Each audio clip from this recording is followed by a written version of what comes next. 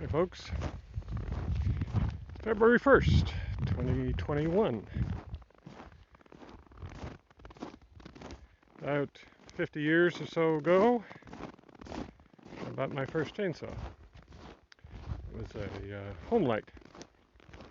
They made good saws back then. Don't know about now, haven't owned one since. That would be the very early 70s. And John Sered, another chainsaw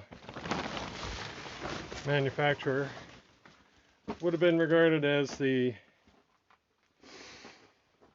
Rolls Royce of chainsaws, certainly price-wise. I think Dolmar has taken over that role, but even then, the two dominant players were Husqvarna and Stihl. I've always called it Still, but I think it's supposed to be pronounced Steel. Uh, Husqvarnas were really kind of focused more on the high production side. They were a higher revving saw, certainly higher strung, a little bit more expensive. Stihl, on the other hand, went a different route and built a tractor. A little bit slower, possibly a little bit heavier, pretty much indestructible. That was certainly true for me. For things like farmers, um, people who had busy lives and weren't about to spend a whole lot of time caressing their chainsaw, they're going to throw it in the back of their truck and expect it to work more or less forever. So my career as a chainsaw operator, and I've always had a chainsaw. It's a security blanket for me. I've made a living with the chainsaw on and off all through my life. And it is one of those tools and one of those skills where if you're desperate for work, there's somebody that'll pay you to do something. And I do enjoy working in the outdoors. For the most of my life, I've lived in remote areas on rough land, and you need a chainsaw, if nothing else, to be able to cut your firewood, because I've heated with wood for the majority of my life as well, almost exclusively in many cases. Certainly here on my new property, I have the luxury of a propane furnace, but it's in an old trailer and it's not a particularly reliable one, and when it really comes down to it, wood heat or radiant heat is way, way better than forced air heat, which just heats the air. So anyways, as my career advanced and I needed something a little bit more robust than my lovely little home light, I decided to get a real saw, and so I bought a Stihl, an 032 AV. That was about 40 years ago, and I still have that saw, and it still works. And I haven't rebuilt the engine. It's probably on its third carburetor, but the rest of it's all original. I don't use it anymore. I've retired it. I'm never going to get rid of it. I start it up every once in a while, just to make sure it knows I love it. But it's allowed me to make a living all across the country. And as I said, I'm never getting rid of it. I can't use it anymore, really, because all the rubbers, especially the rubber for all the vibration isolation, they're all rotted off, so it's rough as hell to hold on to it when it's running. So I have a working 40-year-old, 40 plus year old Steel, an 032. About 8 years ago, I needed another saw. Now I bought a brand new, a really small one, Steel, a 135, I think was the number of it. And that was about 8 years ago. It sucked. It gave up on me within a year. The engine coughed up a sliver of metal and ruined the inside of the cylinder, and I haven't bothered with rebuilding it since, just because I was so disappointed in it. It was a small saw, and what I wanted it for was to do limbing more than anything else. So that saw died. My old saw was too hard to handle anymore. So I bought another saw, Steel again. Uh, the old end, I went for an old used saw, but I did upgrade. I upgraded to an 034 Steel. Here it is. Here's my 034 Steel with a 16-inch bar. Works fine. It's really quite a nice saw. But the one thing I haven't liked about the newer designs, this tall, narrow profile on the saws, I've never been crazy about. But it's what the trend is. Although lately they've been kind of reducing that height, which suits me just fine. So on my new property, the trees here are considerably bigger. This is the area where I'm going to build a house. I've been clearing the trees out there. And this is one of my oaks. This one and that one down there. That's at the north end. This one is at the south end. These are my oak bookends for my house. And she's a beauty. Right way up there. And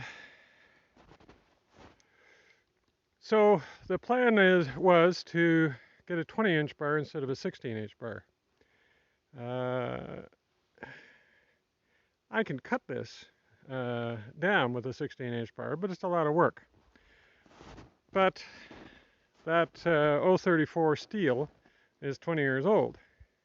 I did buy it used, remember.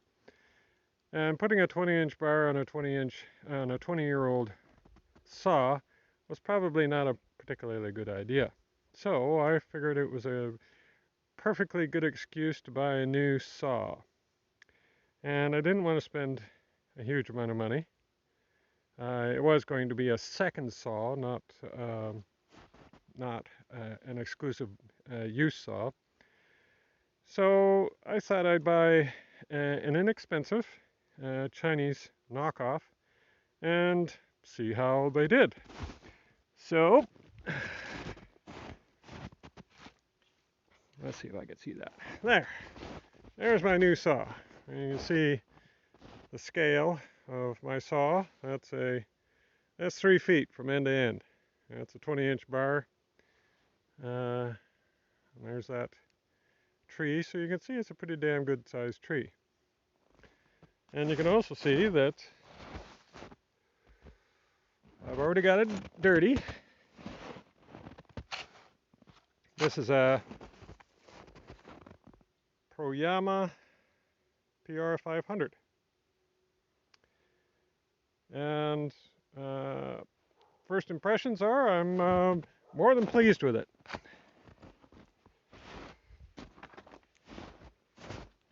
Now, I'm not going to cut that tree down, but certainly some of these trees that were on here are a good size. And there's some big hemlocks around here that are the same size as my oak that I am going to harvest. And using a 20-inch bar is going to make life much easier. Now, I must say that this is the first review I've done of any equipment that I bought, and I'm not being sponsored by this. This is just my take on this saw. And the first things that I want to talk about are my reasoning, both general reasoning and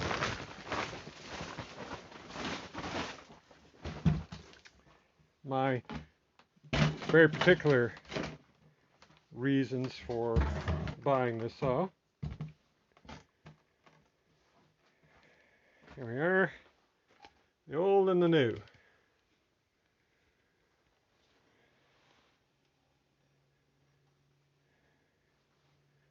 The 034 is actually a little bit heavier than this one.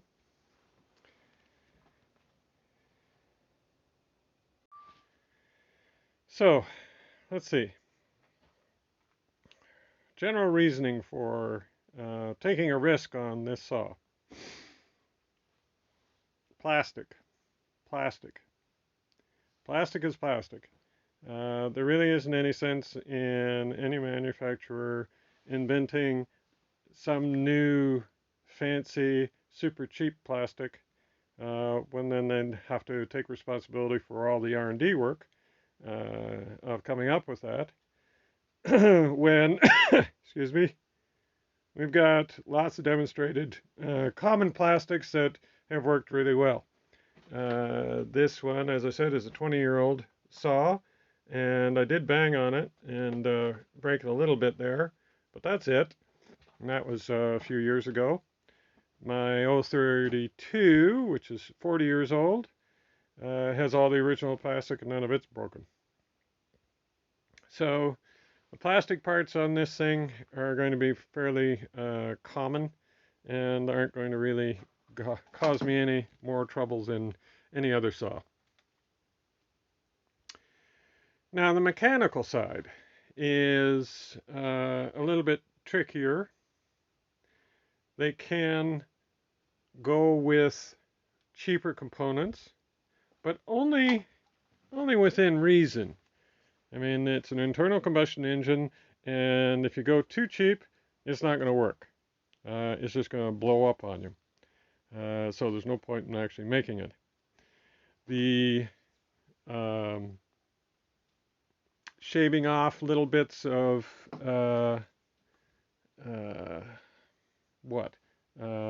precision on your bearings and on your rings and stuff like that,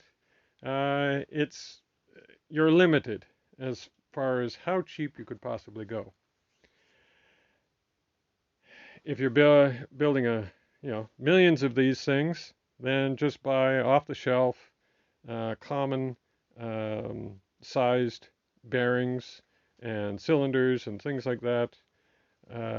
Probably all of the parts are being done by third parties, and the main manufacturer is probably just assembling it.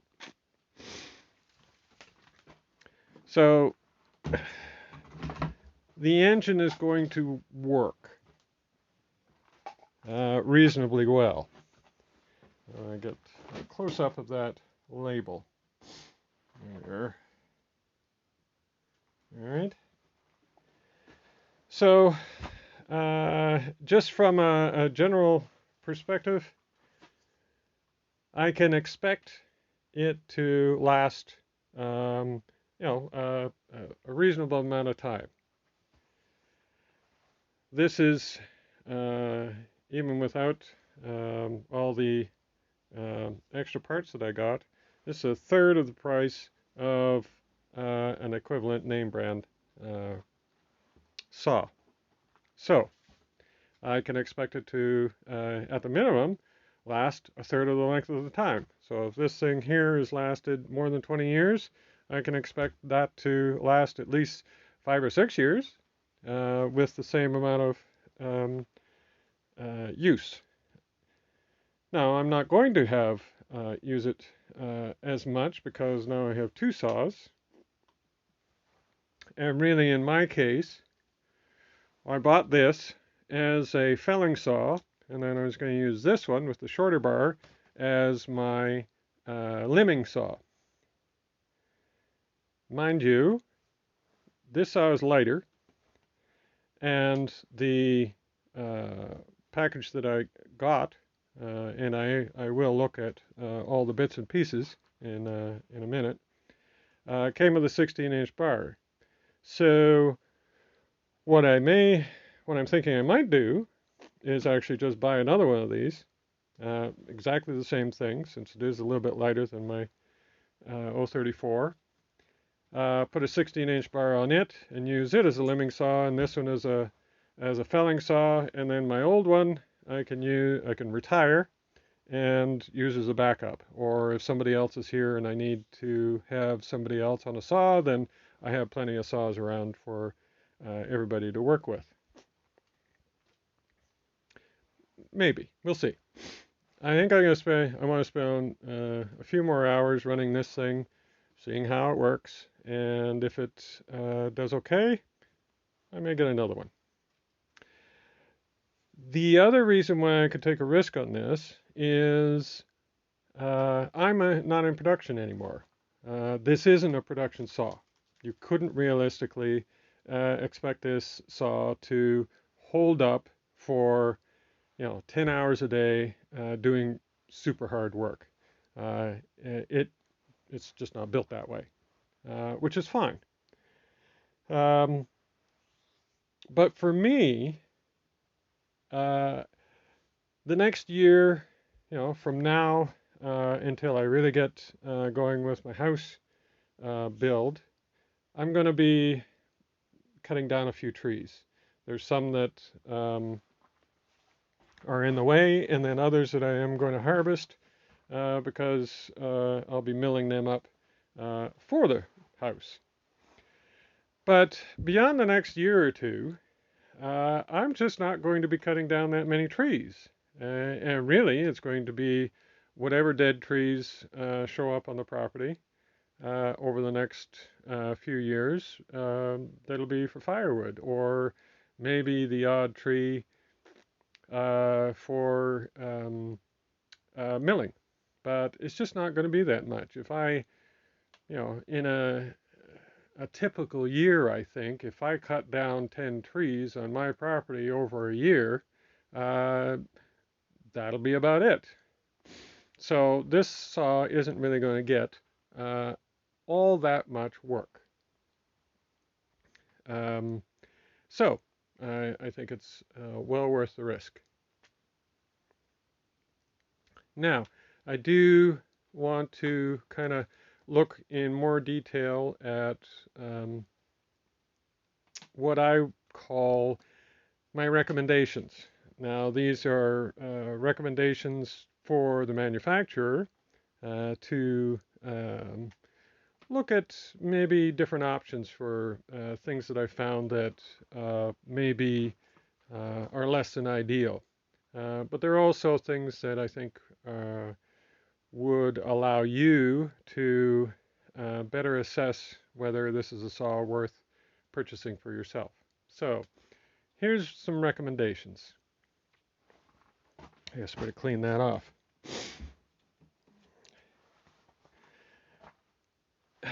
The package. All right. I'm happy with it. It came with a file and a tool for taking it apart, and for the chain and the bar, and an adjustment screwdriver. If you already have more than one saw, then you have multiples of these. So, but if you're a novice and just buying a brand new saw or first saw, then these are going to be handy. So the box itself nicely packaged. I'm not doing that unpack thing.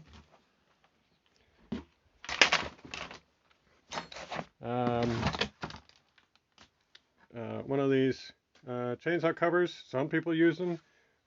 I never do. It's just a nuisance. It came with, as I said, the 20-inch bar, which is on it, and a 16-inch bar.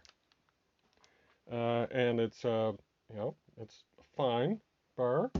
Nothing wrong with it. Parts manual, owner's manual. That's really handy. I'm really glad they have the parts manual with all the parts and numbers.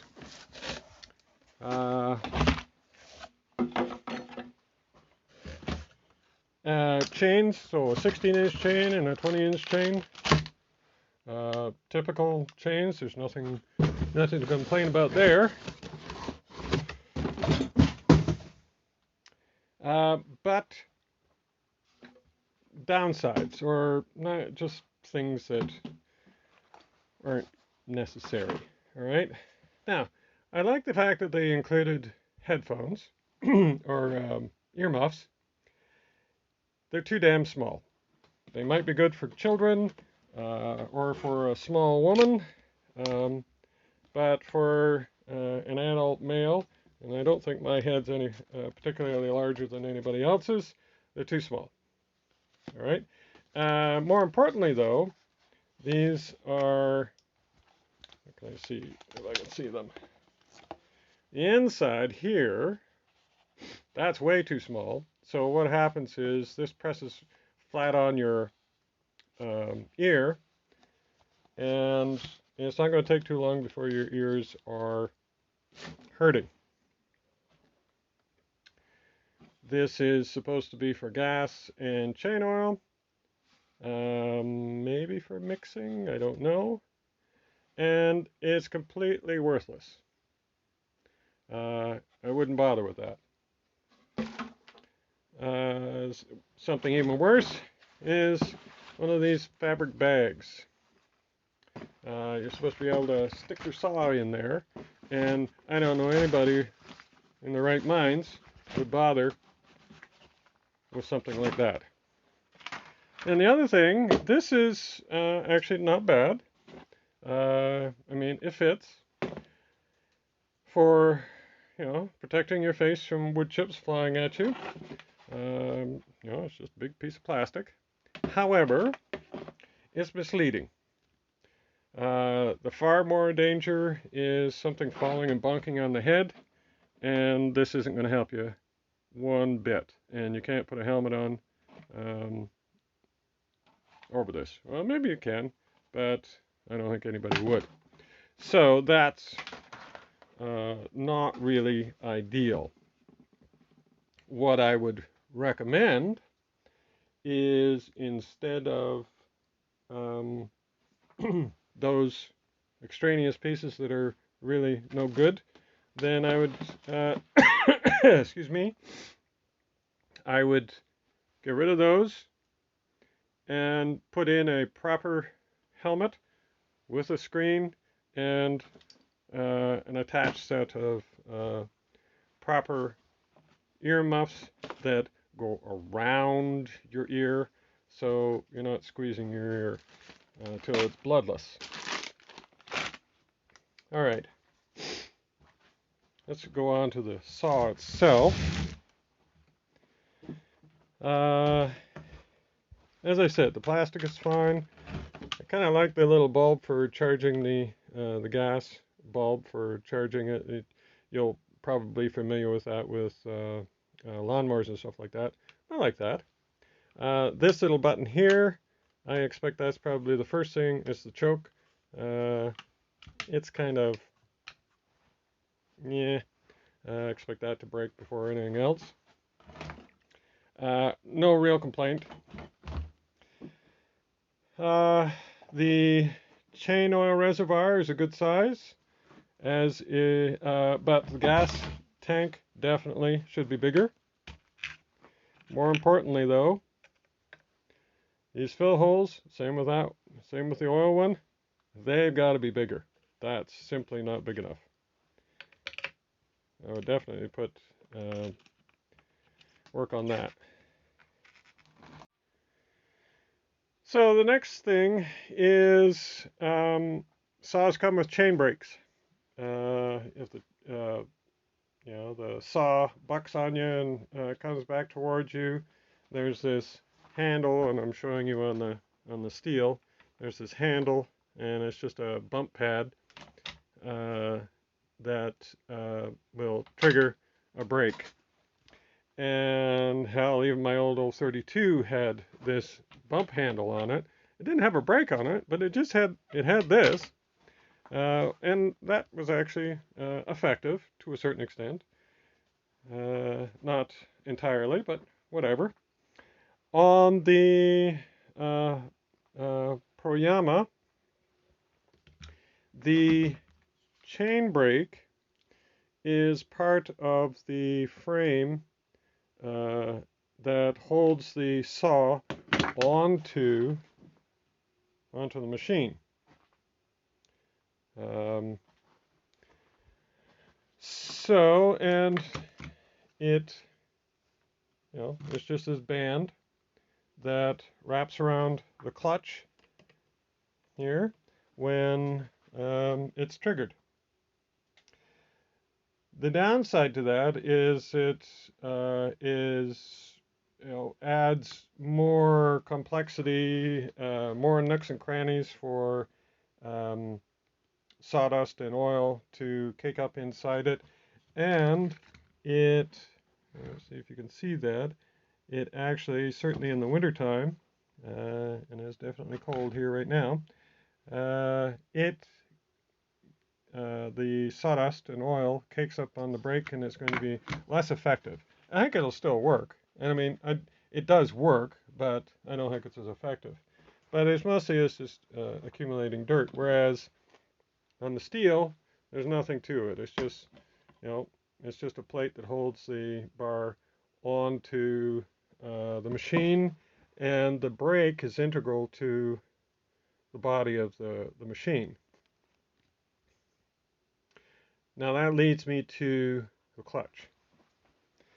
All right, so steel Proyama works fine, but this is an old style design, and this is a newer style, and so the clutch is inside, integral to the body. This one's outside. My 032 was like this, with the clutch on the outside. Again, it works fine. I never had a clutch give out on me on any saw, whether it's this old design or this design here. The big problem, or the nuisance problem, is that with this design, your chain is more prone to hopping off the bar. Now, it's not particularly dangerous. It is a nuisance, though. And I had that on my 032 steel, and this one's hopped off already. There's ways of anticipating that and just avoiding that, and really where it becomes more pronounced is if you're doing cutting brush and you have all sorts of different branches moving in different directions, or if you're limbing, it's much more prone to doing that. I can't remember the last time it hopped off this steel. And as I said, it's not a particularly big deal, and certainly, trying to get it changing this to this means that you'd have to redesign the whole damn thing. Don't think they're about to do that. They'll come up with a new model, I would suppose. The bigger drawback with it hopping off the chain, or the chain hopping off the bar, is I won't show it there. I'll show it here.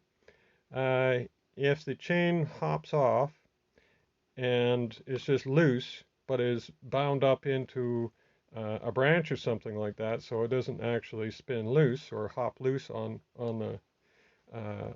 the gear here, or sprocket.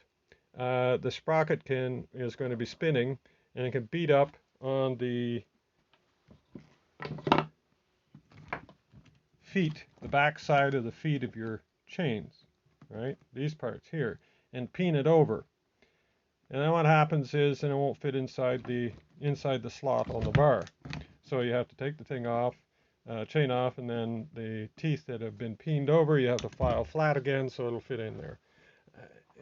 It's a nuisance, that's all. Now, as I said, it's not a particularly big deal. It is something that you have to anticipate, and you know, your reflexes will allow you to get over that, so it doesn't trouble you too much. Certainly is something that I learned how to do. So I think that's about it. As I said, works fine. I'm happy with the purchase. I'm seriously thinking about getting another one. I have no major issues. Those things are just little things to be more aware of than things to run away from. So hopefully that has been helpful to you. Talk again soon.